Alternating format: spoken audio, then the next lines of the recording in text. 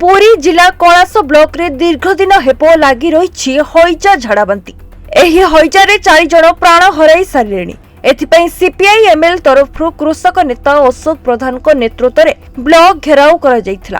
कलाश अंचल रे दिनकु दिन हईजा बढ़िबाकू लागुथिबा बेले सरकार को एथिप्रति ध्यान नाही। स्थानीय प्रशासन एहाकू गुरुत्व देउनथिबारु कृषक नेता अशोक प्रधान एहाकू क्षोभ प्रकाश करी ब्लॉक घेराव करथिले।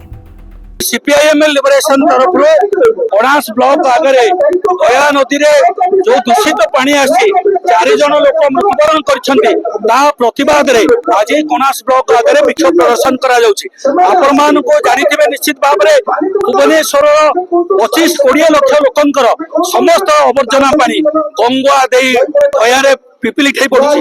पिपिली डेलांग कणास चिलिका से विष पानी रे वर्तमान क्षतिग्रस्त होती लोक मरुछंती मत्स्य संपद ध्वंस होती चाषीर फसल ध्वंस होती लोकंकर जीवन जीविका दुर्विषह होती।